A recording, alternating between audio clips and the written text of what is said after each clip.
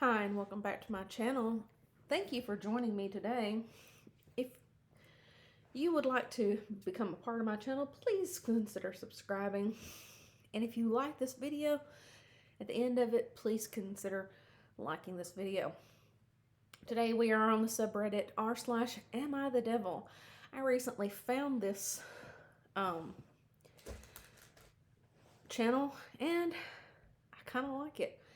So let's just jump right in and find out if the OPs of these stories really are actually the devil. So our first story was originally posted and titled, "She Rejected Me, so I Got Her Fired." The person who reposted it titled it basically the same. "She rejected me, so I got her fired." So let's read, shall we?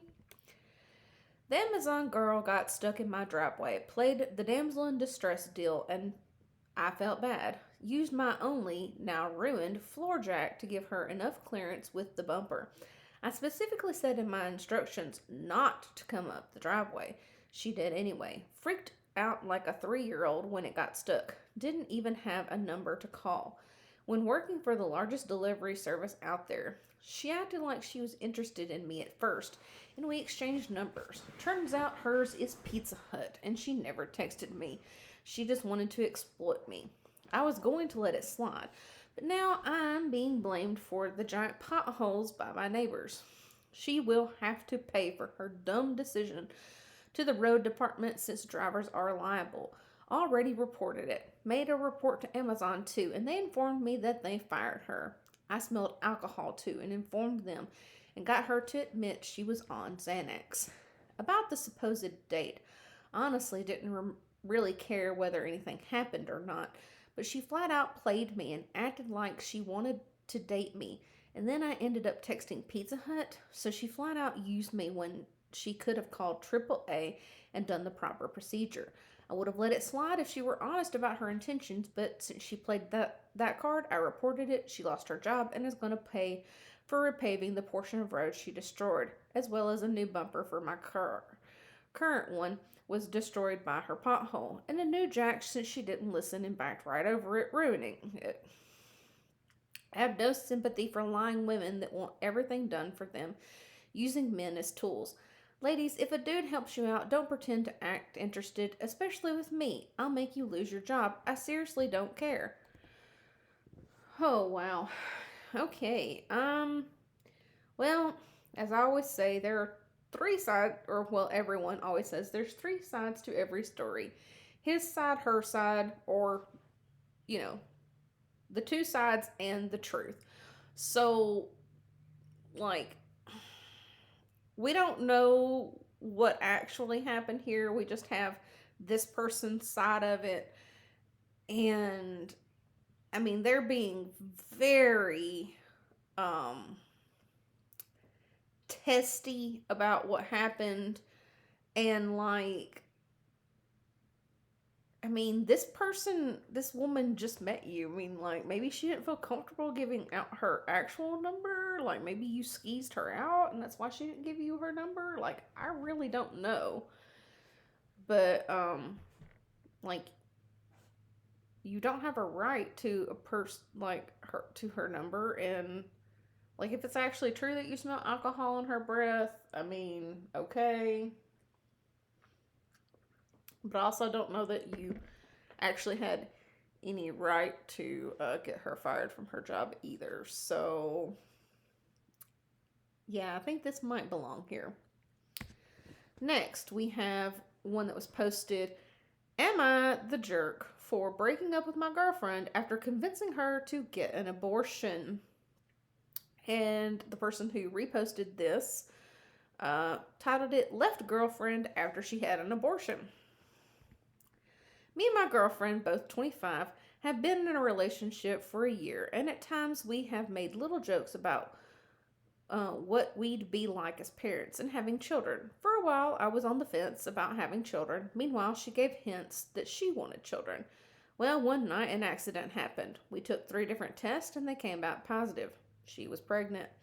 I tried to pretend to be excited, but she could tell something was wrong. I brought up the idea of abortion and she was jaw dropped that I would say that. We had an agreement that lasted multiple days until I said she either gets an abortion or I leave.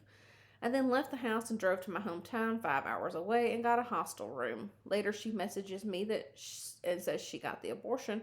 However, the damage was already done, and I decided to leave her anyway because the relationship had been shattered after this accident, and we both had different objectives in life.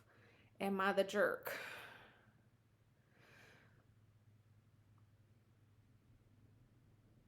So,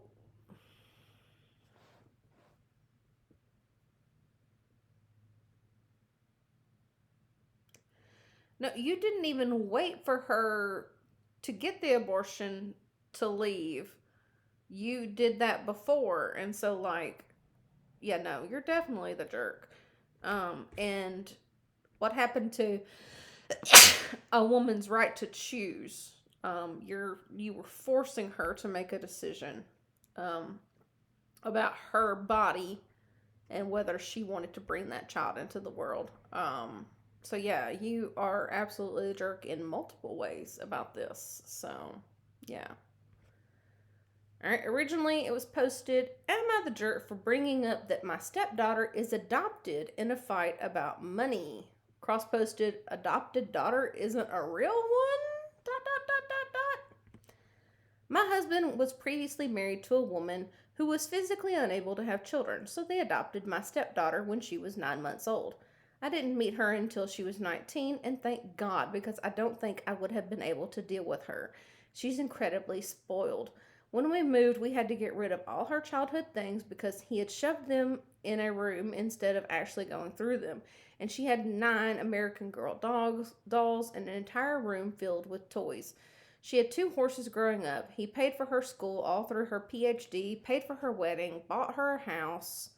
He sounds like a really good dad, like that had and that must have had the money to pay for all these things. I have a 21-year-old daughter, and my husband is very nice to her, but he doesn't seem interested in any financial responsibility. My ex and I paid for her college, but she didn't get to go to a fancy school like her stepsister did, and he never offered to help her through, though he makes great money. My daughter was interested in a study abroad, but my ex couldn't afford it, and my husband didn't offer, though his daughter has a PhD in history, and he funded educational trips to Europe every summer through college and grad school. My sister is over the other day and made a joke about why I don't quit my job. Isn't that the point of being married to a rich man? I said maybe after daughter's name, we'll call her Eve, gets married because I know he isn't going to pay for the wedding. This prompted a fight when she left, and he said he doesn't owe my daughter anything because she isn't his child. I said, Sarah isn't really your child either, and he stormed out of the house. I feel like I went too far, but I am so sick of my daughter watching her stepsister have everything handed to her.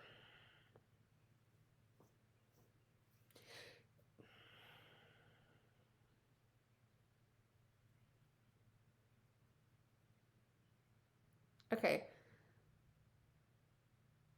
the adopted child is his legal child. He can do whatever he wants to for her.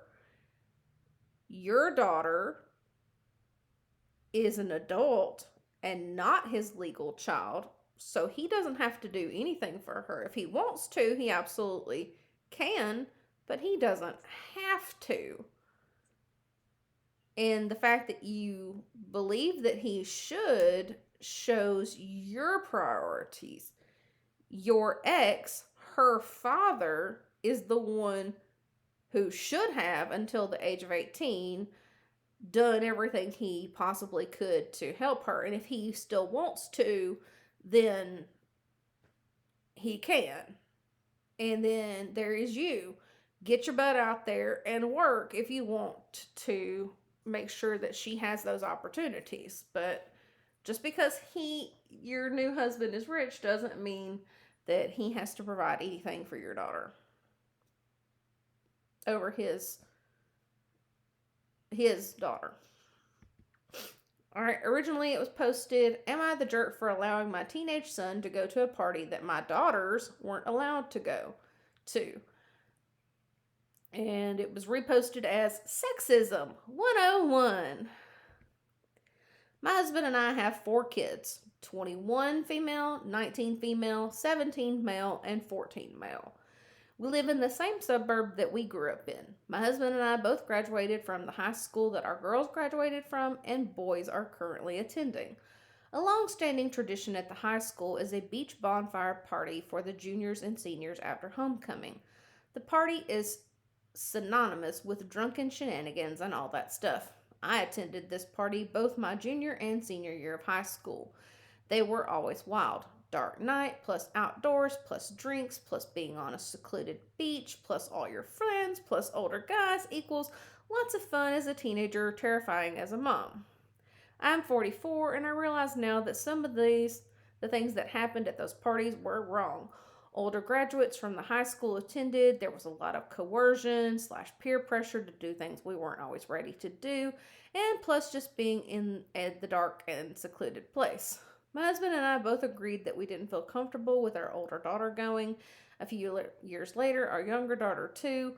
Our girls have always been trustworthy, but we attended those parties and knew how intense they got. My older daughter was fine with it, while my younger daughter was unhappy with our choice at the time, but hasn't brought it up in years. This year, our son is a junior and wanted to attend the party with his friends. My husband and I discussed it, and honestly, the concerns when raising our daughters is just so different to raising sons. We agreed it was fine for him to go as long as he went with a group of friends and promised that he wouldn't get in the car if there was a drunk driver. He's always been trustworthy, so we have no concerns with him attending.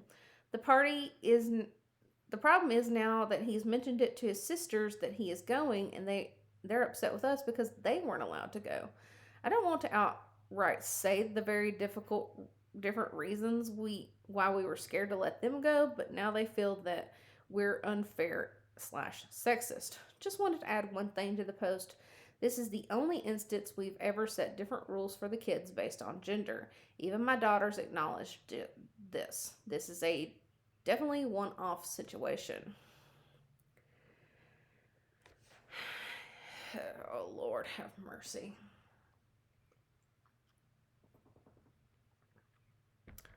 All things that you were concerned about with your girls, you should still be concerned about with your boys, because they still have peer pressure and whatnot too, just as much as girls.